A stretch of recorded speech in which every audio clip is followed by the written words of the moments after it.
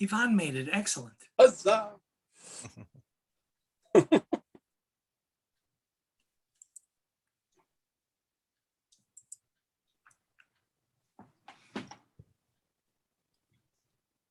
Hi. We can hear you. Yes, we can. Yvonne, we're just waiting for people to file in, and then we shall get going. Okay. There'll be introductions and everything. Oh my goodness. It's like a real panel. Much like. All righty, Dan, why don't you go ahead and get started? Okay. Hello, everyone. My name is Dan Duty. I'm from the University Bookstore in Seattle, Washington. Things have cooled down here, thank God. And I'd like to welcome you all to our event tonight, day one of Turning the Tide. Thank you for supporting a local independent bookstore. University Bookstore is the oldest independent bookstore in the state of Washington. In fact, we are celebrating our 121st anniversary this year. Happy Just anniversary. a reminder, copies of the books are available to purchase via links we'll be posting in the chat. And we have a fun event for you tonight with multiple authors presented by the International Association of Media Tie-in Writers. Turning the Tide is a collection of uplifting and curious tales that will take you through the centuries and from the depths of the ocean to the stars, where you'll discover well-known, beloved characters in new settings and circumstances. Sherlock Holmes, John Carter of Mars, Hopalong Cassidy, Mulan, Dracula, Mina Harker, the Three Musketeers, Cyrano de Bergerac, Baron Munchhausen, and Frankenstein's creature are a scattering of the literary souls that populate these pages, and quite a few cats too. I know someone is very excited to talk about the cats, so we'll get to that in a moment. Tonight's event will be moderated by Bob Greenberger, who is a writer-editor who has toiled extensively in the media universe, notably with the DC Comics, Marvel Comics, and Star Trek characters. He won the Scribe Award for his novelization of Hellboy 2, The Golden Army. His original work can be found at crazy8press.com. That's the word crazy, the digit 8press.com, and he can be found at www.bobgreenberger.com. When not writing, Bob teaches high school English in Maryland. Before we get things started, please ask any questions you might have through the Q&A portal. That's a little button down at the bottom that says Q&A, the tab at the bottom of your Zoom screens, and we'll get those answered at the end of the event. Don't post them in the chat. You can talk about the chat, but remember to try and post your questions in the Q&A. And now I'm going to turn things over to Bob Greenberger.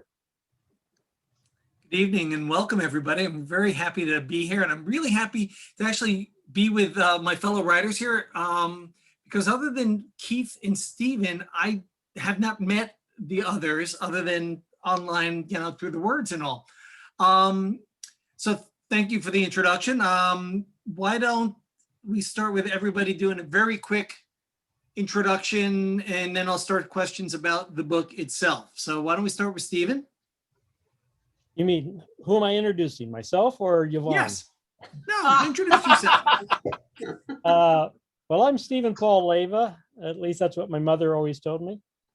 Dad said I could trust her, so I've used that name my whole life. I'm a novelist, a member of the International Association of Media Tie-in Writers, although possibly I'm the only member of the auxiliary corps of the tie-in writers, because I don't have anywhere near the credits these people have. But mainly I write original novels. Previous to that, I was kidnapped and manacled and whipped for 20 years in the Hollywood film industry. I came out alive, but barely. Okay, Yvonne, how about you? Oh, that's what I get for raising my hand. My name is Yvonne Navarro, and I am a novelist. I've written a whole bunch of tie-ins and a bunch of solo novels. And there you go. I really can't think of much of anything to say, except I'm married to Weston Ochse, who is down on my screen, is down in that corner, and today is our 19th anniversary. Oh, happy anniversary. Happy anniversary! Outed you. All right, well, Weston happens to be in my Paul Lynde square on my screen. So Weston, how about you then? Well, if I'm going to be Paul Lane, then I won't cooperate with you. Instead, I will introduce Yvonne appropriately, because she was one of the core Buffy the Vampire Slayer authors. She also wrote 7 books in that universe, to include the movie novelizations for the original Hellboy, Elektra, Supernatural, and a few other a few other tie-ins. Talk about yourself.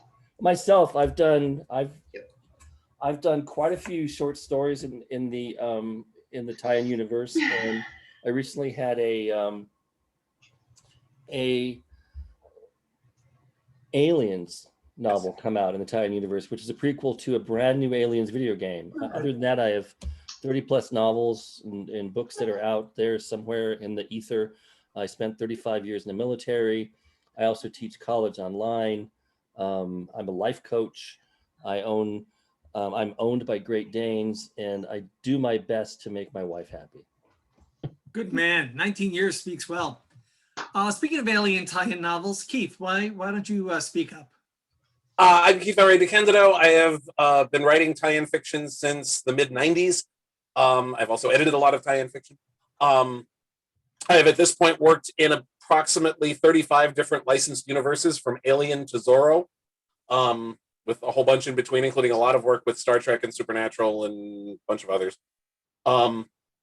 I've also written a bunch of original stuff that doesn't sell nearly as well as the tie-in stuff, but there you go.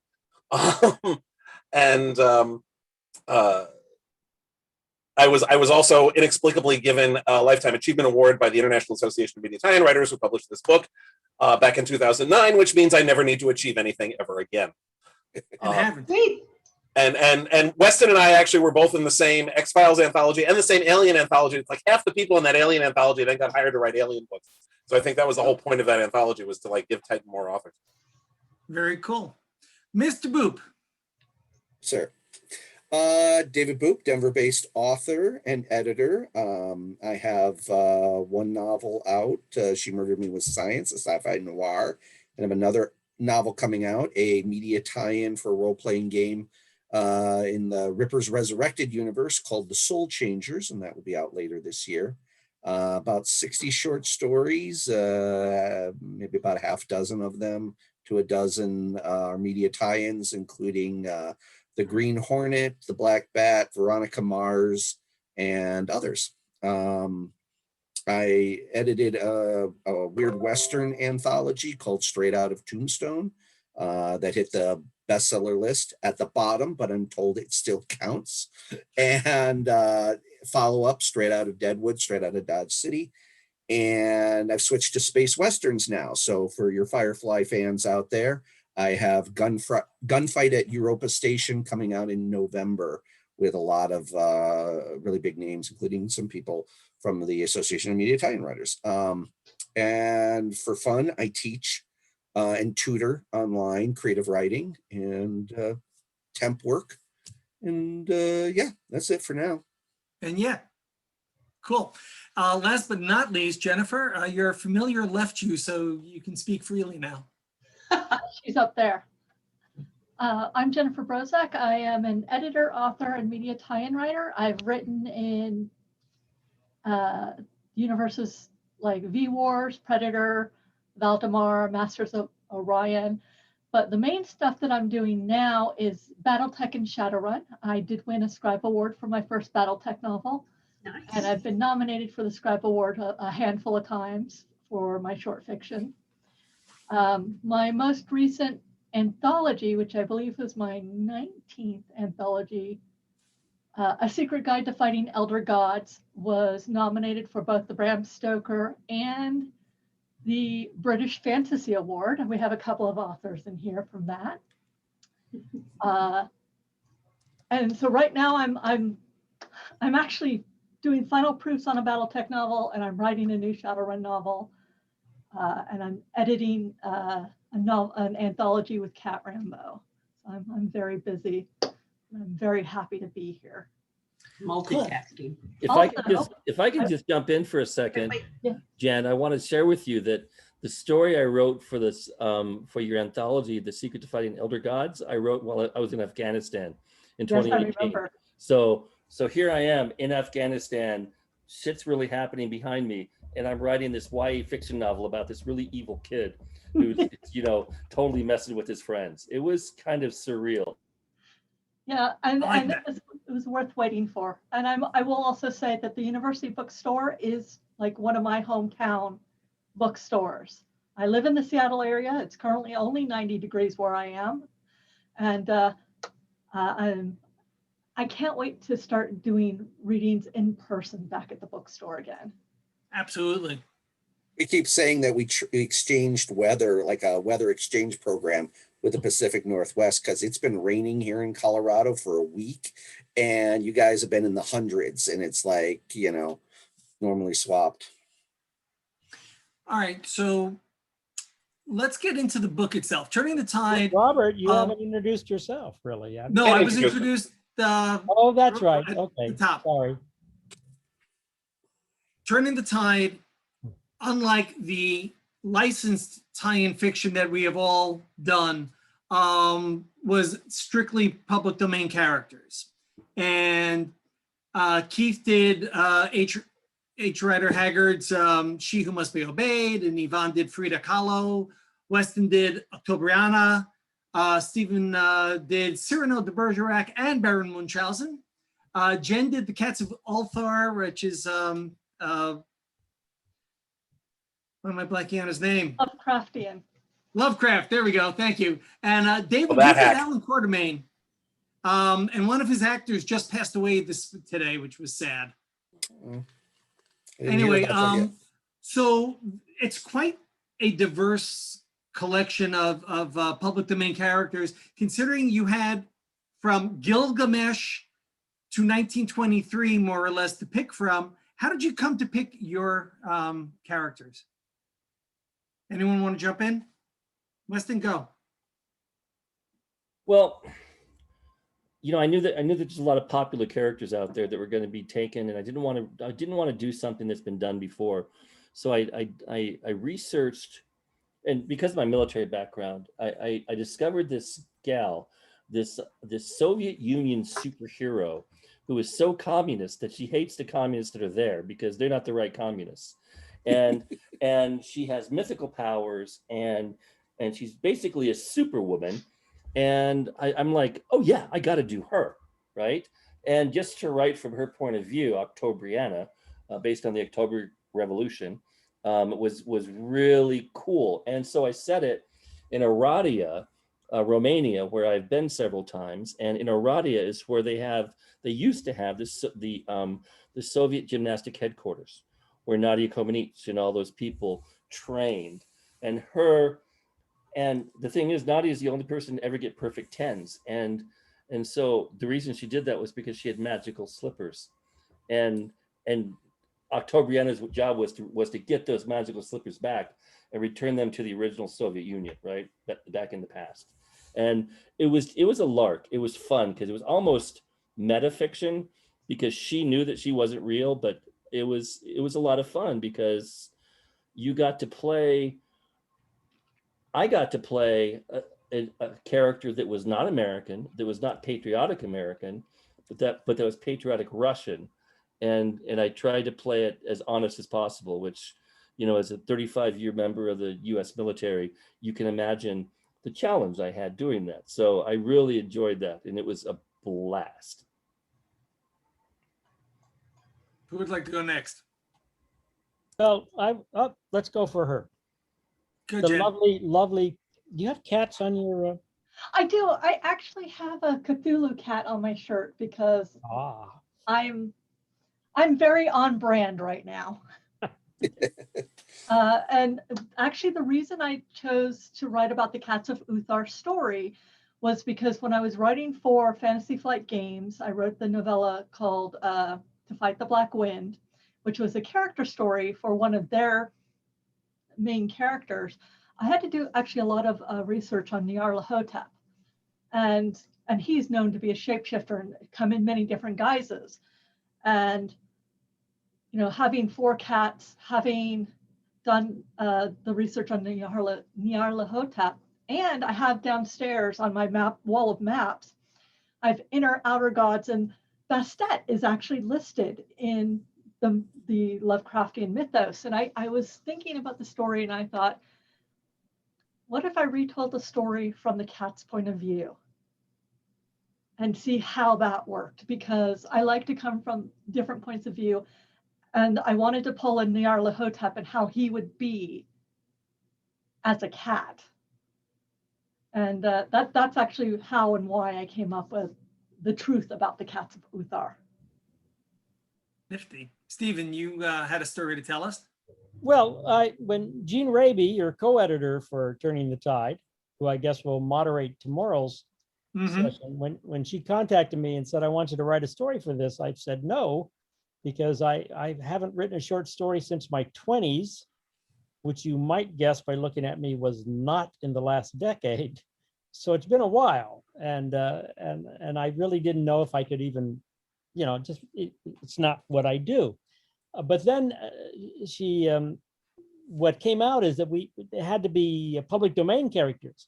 And she wrote an email to everyone saying, now you have to be careful because some characters you think are in the public domain may not be. So make sure they are. So suddenly I thought, well, if you go way to hell back in time, you've got to be pretty safe. And then that's when I thought of Cyrano de Bergerac and Baron Munchhausen, who are two outlandish characters who are both real people. Cyrano de Bergerac was a real man and then fictionalized in a play 200 years later by Edmund Rostand. And Baron Munchhausen was actually a real baron in Germany who was known for telling these outrageous lies. And he became so famous at it that people started writing stories of his lies, not with his permission. So it was the first unlicensed tie-in writing, I guess. And I decided, wait a minute, and they both wrote early science fiction. This was the key. They both wrote about voyages to the moon. So title came upon me, Cyrano de Bergerac and Baron Munchhausen go to Mars. And it kind of took off from there. Very cool. All right, David? Well, I also paired a couple of public domain characters, but I took one fictional and one real. And I thought, what would be fun about that? I had written Kit Carson in another story previously, a steampunk weird Western. And so I had already researched the character for him quite a bit. And then I was like, well, could Alan Quartermain exist in the same world? If Alan was a real person, could we theoretically put the two of them together? And what was interesting was trying to find the timeline where neither of their lives are accounted for that crossed over. And it turned out it was 1852 was a year that there's not a lot of or any documentation regarding the two characters. And I said, okay, I'll set it in this year. Now, what's really interesting about Quartermain, if you've done any research on him, is that, of course, the first book, King Solomon's Mines, came out, and then immediately Haggard wrote Alan Quartermain as the second book, where he kills the character at the end of the book, right? So there's these two books, and that's it. Then, because much in a Wells sort of way, the character was so popular, he goes back and starts writing prequels about Quartermain and keeps no continuity between the later books and the earlier books, right? Like his son is both 20 and 40, at different times and things of that nature. So there's actually people, and there's two, and this is the fascinating thing. There are two timelines that people have created to make all the continuities work. And it's like two different camps. If you write Quartermain, you have to pick a camp and stay in it, because there are people who will only read one timeline versus another, right? Like, this is a great debate that's going on that we know nothing about. It's like, which is the real Quartermain timeline? So it was a lot of fun to play with. They're both well-known hunters, trackers. Both of them had questionable relationships with the natives of their countries, whether America or Africa. And that's why I titled the story Inappropriate Allies, because there's a lot that's inappropriate about both of them when we look at them historically. However, it was interesting to put them together and look at their strengths and weaknesses and how to find a way for them to work together instead of kill each other. Hmm. Haggard wrote quite a few, fun stories and characters, memorable ones. Keith, how did you pick she? Well, I wanted to do a female character because there weren't that many of them. And I thought there should be some better representation there. And also, and I say this as a cishet white guy, I'm kind of bored with cishet white guys at this point. And I thought Aisha would be she who must be obeyed, would be a particularly interesting character to do for a number of reasons, not the least of which is that she's immortal. And I'm fascinated by the idea of how an immortal would survive basically anytime after 1950, because of the march of technology and the increase in personal identification and technology and ability to track people as they move, and all that. It would be so much harder for an immortal to stay under the radar, particularly after 9/11. And that was of interest to me. And I thought it would be cool to see what if Aisha was still alive in the early 21st century. Haggard also did, like many, I love 19th century science fiction, which is I think one of the reasons why I gravitated toward Haggard in particular. And the story was set up in such a way that there's layers of storytelling. It's somebody presenting a manuscript that he found and edited. So there's like several layers of storytelling involved, which means that he probably changed some stuff and made some stuff up, which made it easier for me to make a few changes, including changing the fact that Aisha was supposed to be a white woman who was ruling this hidden land in Africa, which was some serious white savior nonsense that I really wasn't interested in perpetuating. And it would make perfect sense that when Haggard put the novel out, he would have changed Aisha to a white woman, because the Victorian audience that he was writing for would not have accepted a woman of color in charge of Anyone. Of anything. Yeah, pretty much. So that was fun. Writing the story, I actually set up future stories with Aisha, and the other character in the novel was a female FBI agent. And like, I want to write more stuff with them, which I didn't anticipate. It was like, I was just going to do this one story. Now it's like, I want to do more of this, and it's public domain, so I could. Absolutely. Cool. All right. Now, Yvonne, yours is the most interesting of the collection here, being a real person. So you want to talk about Frida? Well, I don't know how many people know it. I'm also an artist. And I've been actually doing quite a bit more art recently, although now I'm getting back into writing after kind of a little vacation from that. But Frida Kahlo is one of my mother-in-law's favorite artists, and she really got me interested in her. And I mean, I'm half Mexican. My biological father was Mexican, and I feel a real connection to her, because not only is she an artist just trying to create. She's had a hard life, and I don't know how many people realize this, but when she was a teenager, she was in a terrible bus accident, and her body was just destroyed. I mean, she had a piece of rebar go through her hip. Her back was broken, her leg were broken, her collarbone was broken, her arm was broken. And she essentially spent the rest of her life in pain. And I have a very bad back. I've had my hip replaced. I've had shoulder surgery, 2 back surgeries. So I could really kind of understand where she was coming from in that aspect. And she loved Diego Rivera above all else in her life. All she wanted to do was to be with him. And they had a very tumultuous relationship.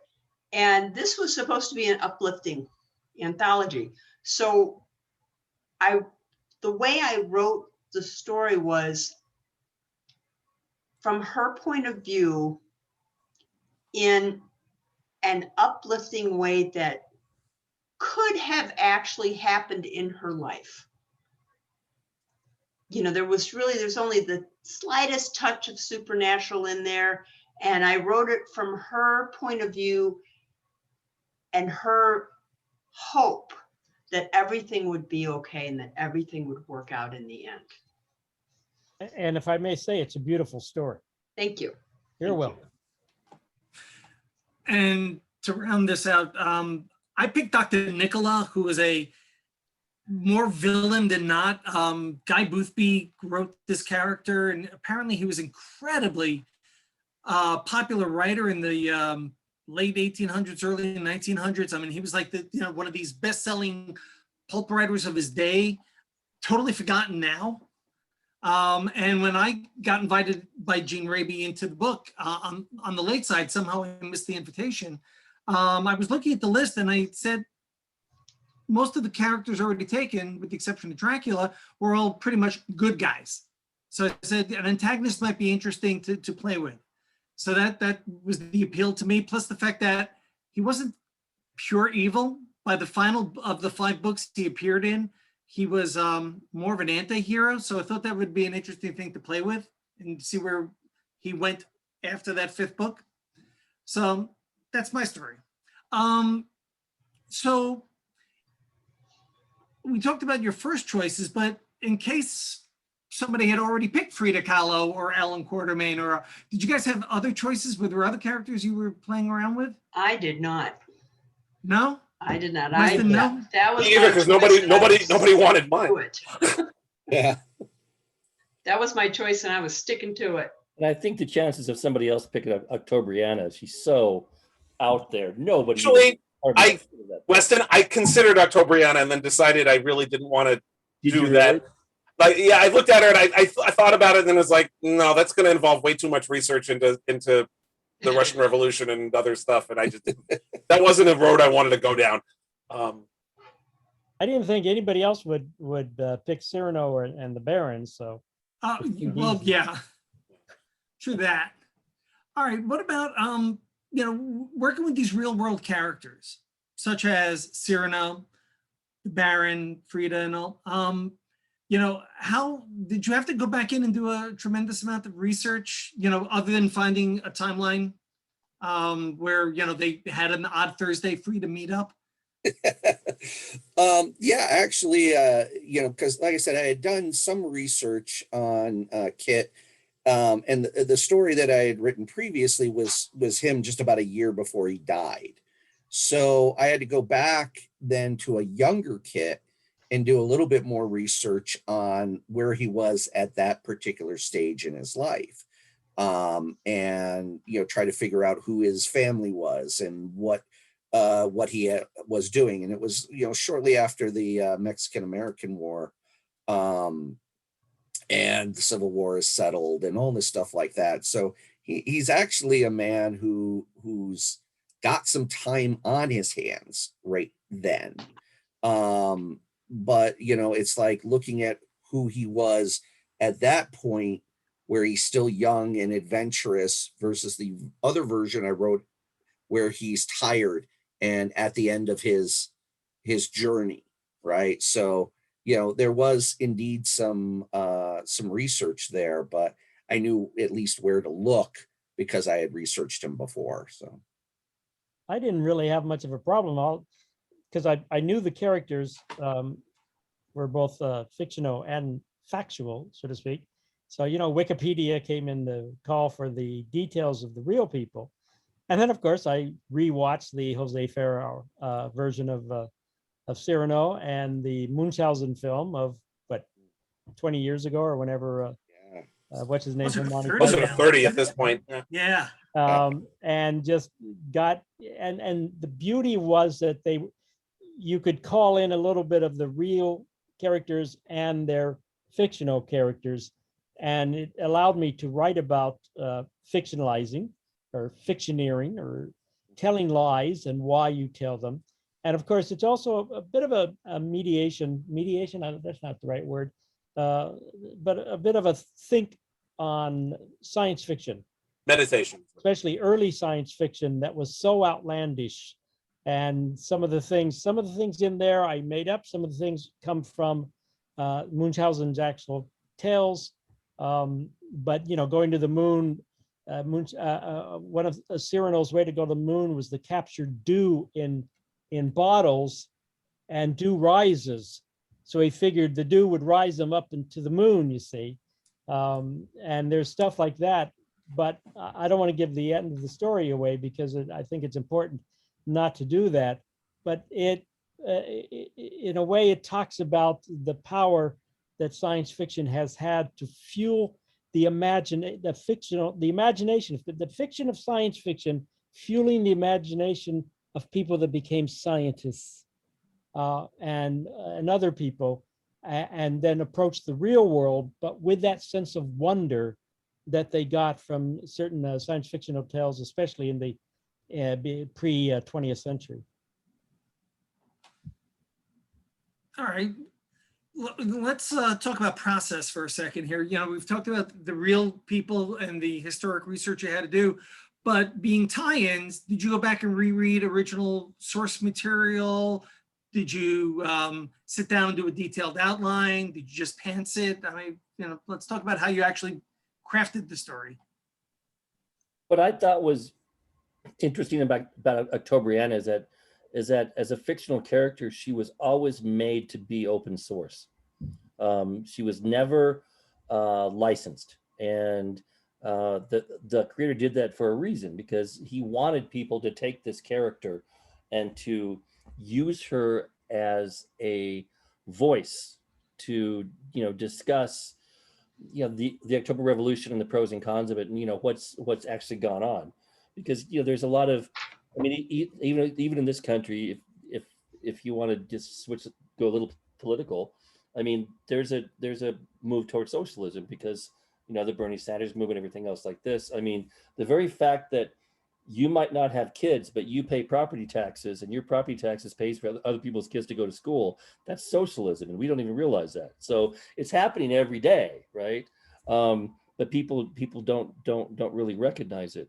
And the idea that he wanted to use her as a mouthpiece for a way to criticize the way that Russia and the Soviet Union had actually enacted what he and she believed was a perfect form, I thought was very interesting. So it really left, I mean, any of us could write an entire book about Octobriana right now and sell it and, you know, make however much money because it's free. I don't know if I would, because, you know, like Keith said, you know, you do have to kind of twist your head around it a little bit, and you have to do a lot of good research if you want to do it justice. But I cheated because Octobriana wasn't my main character. I used another character as my vehicle for expression, and she was the character that was the character of action. So I didn't have to get into her head. Okay. Anyone else talk about process? I did sit down and basically reread She from front to back. I didn't read, Haggard used her again, even though she died in She, because as David pointed out, Haggard and continuity really didn't get along very well. But yeah, like the Quartermain and She crossover book. Yes, exactly. I just stuck with the original in this case. But so that informed a lot of the beats of the story. But I also wanted to do it. One of my favorite things to write, I've written a lot of fantastical police procedurals. I have a couple of original series that are high fantasy police procedure in a city filled with superheroes, and I've used cops in a lot of my media tie-in work as well. And one of my favorite things to write is the interrogation scene. You know, a scene where an investigator and a suspect do a verbal dance. You know, where one side is trying to get information out of the other. And so that's what I did. I basically did it as a two-person play. It's all dialogue. It's just the federal agent and Aisha verbally fencing with each other. And that was part of the fun of it, was taking that form, that very modern form that I'm fond of writing, and applying it to this 19th century character. I did quite a bit of research for Frida. I mean, I knew stuff about her, and I knew what kind of like the general public knows in passing with, you know, you see a lot of her, you see a lot of her artwork. She's very popular culture-wise right now. but I wanted to dig deeper. I wanted to know how she felt, and I went as deep as I could. I read a lot. I watched the 2002 movie Frida with Selma Hayek, which was excellent. It was just excellent. And you know, the research just went into stuff that most people don't know about the bus accident, or they know she was in some accident. They don't know how bad it was. But I enjoyed every bit of it. It didn't feel like research. It just felt like great stuff to find out about. I mean, that's certainly one of the pleasures of the media tie-in stuff. We get to watch the stuff we love and call it research. Yep. And let the government pay for the Frida movie. Jen? I said, I also did reread the Cats of Uthar.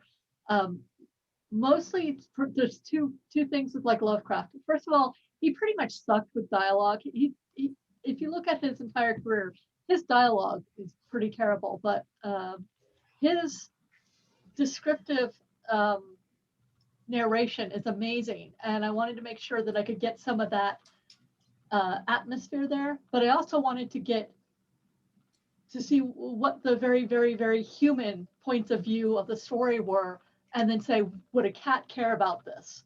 And the answer is no, for a lot of it. Frankly, they wouldn't. Because, Lovecraft, great racist of his time, really into the swarthy people, the dark people. Cats, they really don't care. You're all two-legged, smelly humans, whatever. So I wanted to get when you're doing a lot of, if you're going into a particular genre, you want to get the correct tone, you want to get the correct genre, you want to get the right atmosphere. If you're going to go into it, you can't like try and make a comedy out of something that's supposed to be horror. Or if you do, you have to do it really, really, really, really well. And I am not a comedy person. I kill people. That's what I like to do. So, but yeah, that's the kind In of stuff fiction, right, Jen? We're talking about fiction. I fictionally kill people. Okay. I just wanted to make sure. Yeah, this is being recorded. Can I tell you quickly something Ray Bradbury once said to me? He said, one of the great things about writing stories is you get to kill your enemies. And he meant people from his life. And so you put them in the books and you kill them over and over. Yeah, I've always enjoyed it. In horrible, horrible ways. Jen, by the way, one of my latest novels is called Creature Feature, a horrid comedy. So it is a horror comedy. It can be done. I admire those of you who can write comedy. I know David Boop is really good at it. And I don't do comedy. I'm autistic also. I'm also Mrs. Dumont. I am the straight woman. You throw a straight line at me, I will catch it and run with it and not know that's what I'm supposed to do or not supposed to do. But I personally don't kill people. I don't like it in my books because I have to write and reread them like 9 or 10 times. So if I like somebody, I will kill them in my books because I'm immortalizing them. Again, I'm kind of an odd duck. Arsenic and old lace sort of philosophy there. Yeah, I like that. I like that a lot. Stephen, if I can share real quick, Sure.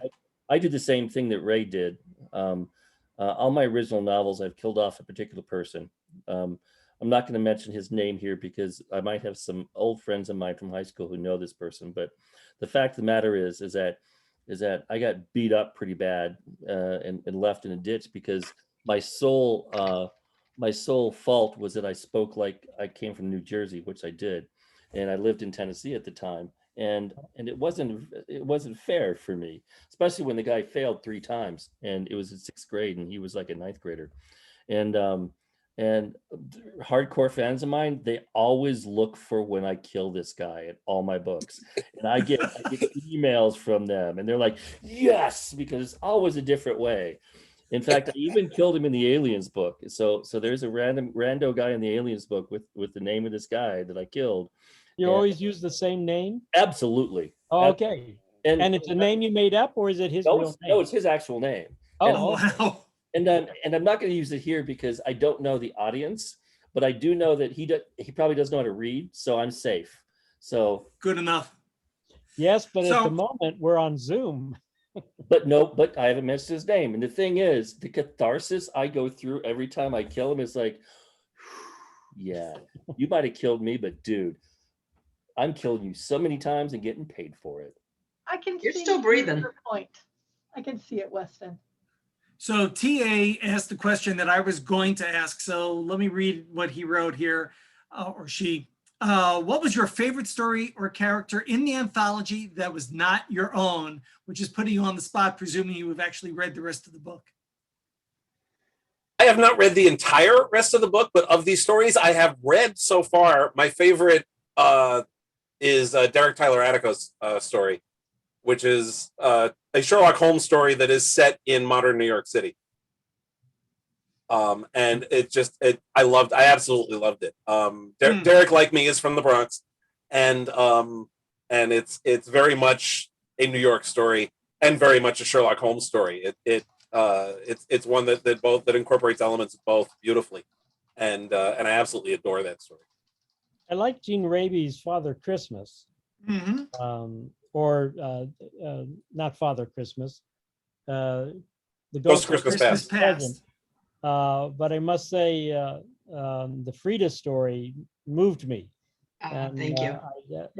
Yvonne, I really felt you occupied her in that story, and I didn't. And then what she does at the end to find a little light, if I may put it that way, in her dark life, I found very moving. So, despite the fact that she's not a space adventurer or hunting vampires or something, I found that good. And I'm half Spanish, so I don't know if that has anything to do with Well, it. thank you. Thank you.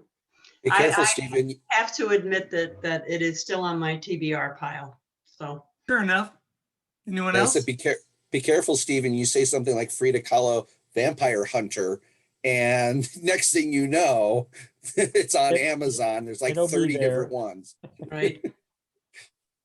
Jeez. Well, as co-editor, I had to read them all. So I was actually particularly fond of Nancy Holder's Cat Father story, which I picked to close the book because it had a nice emotional beat to it. So I recommend that one when you get to it. Nice. Let's see. Question for Yvonne. Since you chose a real person, did you feel more or a different responsibility in what you wrote? Did you approach it differently than, say, writing Buffy? Well, yeah, because for me it was nonfiction, but almost like something that I imagine she could have really done in her life. You know, I don't think she did. She had a much darker personality, a darker outlook on life. I can say with certainty that she was in a lot more pain than I have ever had to endure. But I did, you know, I felt like this was something that yeah, it was, yeah. I'm losing my words here, but Oh, no, yeah, I you get know, go ahead. I get that. That's cool. All right, so that's the questions for the moment. We do have more time to chat. So let's see, TA says, love the Ozma story. Yeah, that was a fun one. Absolutely. Certainly the variety is there. There is definitely going to be several that you're going to love, some you're going to like, a couple you might shrug at, but everyone will have a different collection. But it's a fat book worth the read, especially considering it is for charity. It's also a Right. good book to have on your bedside or something, and pick it up and just open up to a story. Yeah. You don't have to read it in Yeah. sequence. Yeah. It's a book to have with you for a long time. There's a lot of little juicy things in there. Cool. All right, let's see. So for people less familiar with media tie-in writing, why don't we tackle this one? What's one of the hardest aspects of writing a media tie-in? A licensed property as opposed to one of the PDs.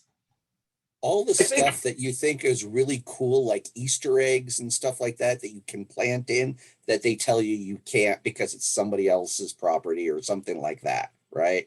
Like I wrote a Green Hornet story and I wanted to reference Batman in it because of course there's that famous Green Hornet 60s Adam West Batman crossover episodes, right? And it's like, oh, so we're doing the 60s Green Hornet TV series as, you know, as the anthology, as if they were future episodes that had been filmed had the series gone on.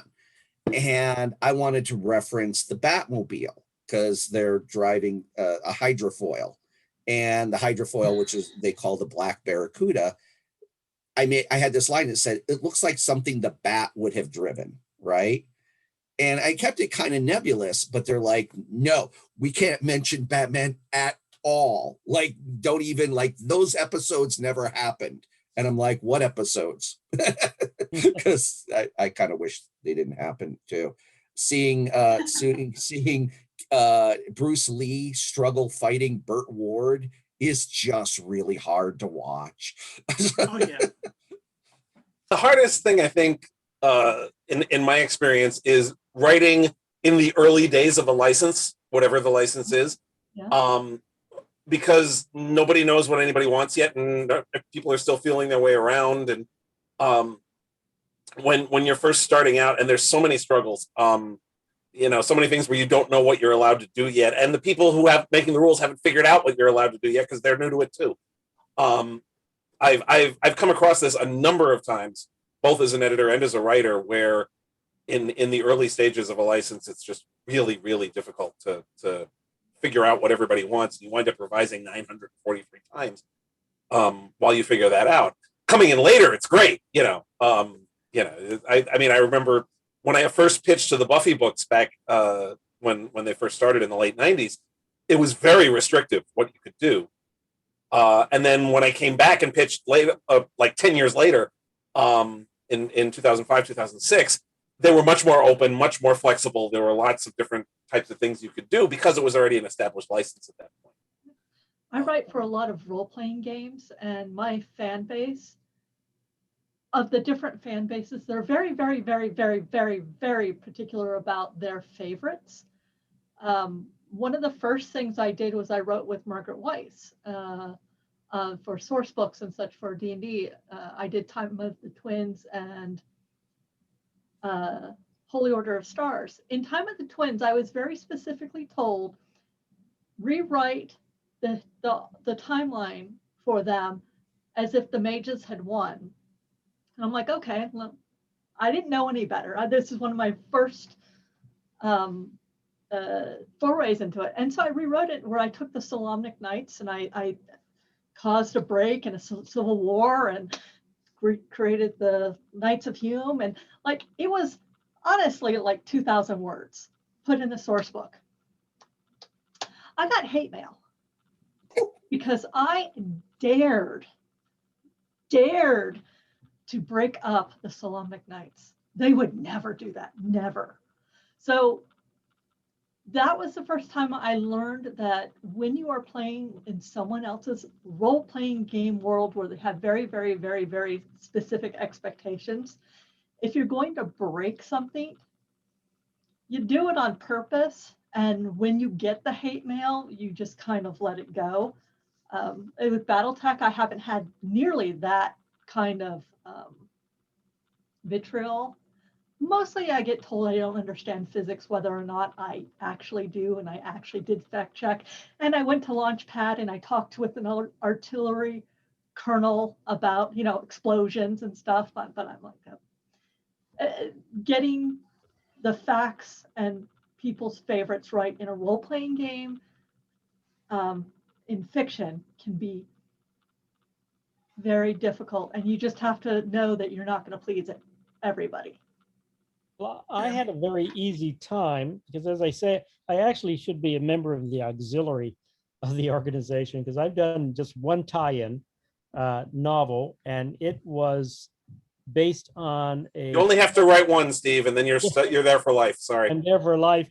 It was based on a film that I was there at the inception, which was a small independent family movie called The 12 Dogs of Christmas. And originally it was a picture book. And it was just the 12 Days of Christmas lyrics rewritten for dogs because they were all dogs that were the different things of the days. And it was written by a young woman named Emma Cragen. I mean, she was 9 or 10 at the time. Her dad is a big producer manager here in Hollywood, and he got it published by a publisher down in New Orleans. And he started showing it around to people, and it was at a party with someone at Sony Animation, and they said, "Oh, let's take a meeting. We should do something about that." So he calls me up, because I'd been in animation for years. He called me up and said, "Do you think you could write a story for this?" I said, "There is no story there." But and it was the last thing I wanted to hear, because I was getting out of film and I was getting out of animation. And he said, "Come up with a story." And I said, "Ken, if I do, I'll call you back." And by the time I put the phone down, assuming it was a phone that you put down, a plot occurred to me, which was really pissed me off. So I immediately get up and said, "Okay, what if it was blah, blah, blah, blah? That's great, that's great, that's great. Worked on that." And then he calls me on, that was early in the week. And then on the Friday, he calls me and said, "Okay, I got a meeting at Sony on Monday." So I quickly did a treatment, and I used to write very elaborate treatments with a lot of dialogue. We went into Sony Animation. I pitched it. I'd get up and do a dog and pony show when I used to pitch. And they, "That's the best pitch we've ever had in our life. We're going to do this." It was great. And it was going to be an animated feature, and everybody was excited. And the next day, those executives got fired, which is pretty much a Hollywood story. Several years later, Ken showed my treatment to a live action director. He said, "Let's do it in live action." So they did it as an independent family film. The director wrote the screenplay. It was out. Ken marketed it. It did really well in DVD and all that. A year after it had been out, the original publisher of the storybook said, "Let's do a novelization." So I got to write a novelization on a film that had already been out, which is, I think you all agree with me, it's fairly unique. And Yeah. so Ken called me and said, "Can you write a novelization?" I said, "Not only can I, Writers Guild rules, you have to come to me anyway." So the joy was, I got to sit here in my easy chair and watch the movie, write the novelization. And as I was not particularly fond of what the director did with the story and certain things, I was able to correct all that Fixed it. and make it better. Especially, I put in my original opening and I made the ending better. So I had a lot of fun. But and the film had John Billingsley in it, by the way. Oh, cool. Oh, neat. And he's become a friend since that time. So we're getting a little short on time. There's a question, actually a question and a comment that are kind of related. So question is about public domain versus characters under license. And the question from the lurker was, were there any characters that had a story written for the anthology we had to pull because it turned out the character wasn't public domain after all? The answer is yes. Aaron Rosenberg wrote a fun Zorro story because we thought the 1919 Johnston McCulley novel put the character in PD, but Zorro Productions seems to think otherwise. And rather than deal with any legalities, we said, "Aaron, could you write a different story?" He wrote Sinbad the Sailor and said, "Nobody complained, all is good." And someone was asking about the Nutcracker. Is the Nutcracker in public domain? And the answer is yes, I believe, because that's 19th century. To be clear, because I don't know if we actually said this out loud, the reason why we did this as public domain is because we're trying to do this as a charity anthology, and if we have to go to the trouble of licensing characters, we have to pay for that, which defeats the whole purpose of doing a charity anthology, because then they wind up getting all the money instead of charity. Plus, it was Yeah, I fun. ran into that Zorro thing in an anthology I was building that unfortunately didn't take off. But yeah, very, very clever how they've managed to take something public domain and control it. And it all has to do with the Banderas Zorro movies. But fascinating story about that. But yeah, it's sad because that story I heard was really, really good. And can't they trademark the name and image, and then they can control it that way after the copyright That's lapse? what they did. They because it's Zorro Productions, they trademarked Zorro as part of their business name and the Z as part of their logo. So that's how they control it. Can't you do a Zorro story and spell it with an X? No, I character don't does think a they text allow line that. instead of a Z, You know, Good try, though. Zorro spelled like Xerox. yeah, like Xerox or something. Yeah, that would be fun. Zero. Yeah, zero. That's actually easier to do with the sword. You just do an X. The Z is like complicated. Well, if you do zero, you can just make a zero. Yeah. There you so.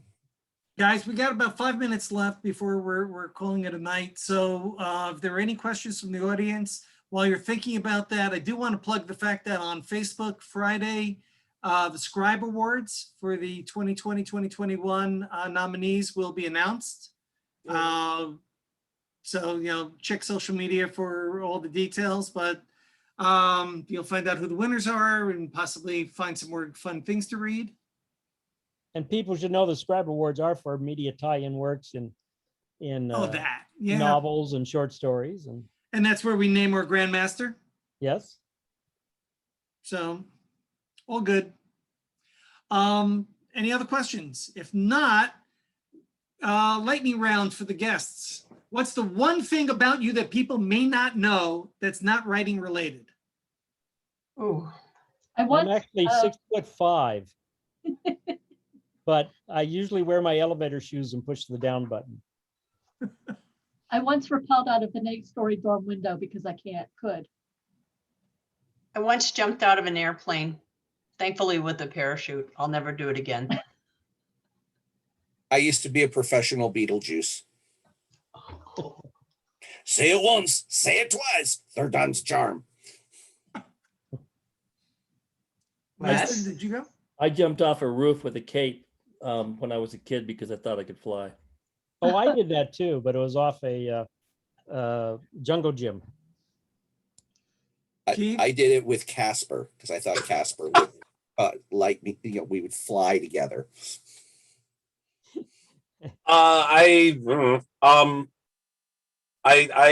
never exercised a day in my life before I turned 35. I am now a 3rd-degree black belt. So wow, congratulations. I can on my black belt, I can get to the 3rd hole. I used to do martial it's arts. almost the same thing.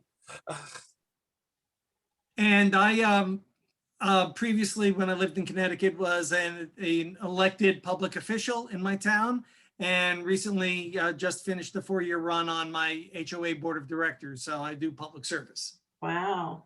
I'll tell on Weston. He's had his nose broken like 9 times, the last time by our Great Dane. Really? That wasn't so great of him. I love the Great Danes. They are so beautiful. I live for those pictures. Oh, thank you, Jen. You're one sleeping over there. All right, Dan, back to you. All right. Well, thank you, Bob, for moderating the event, and thank you to all of our authors. Give yourselves a round of applause.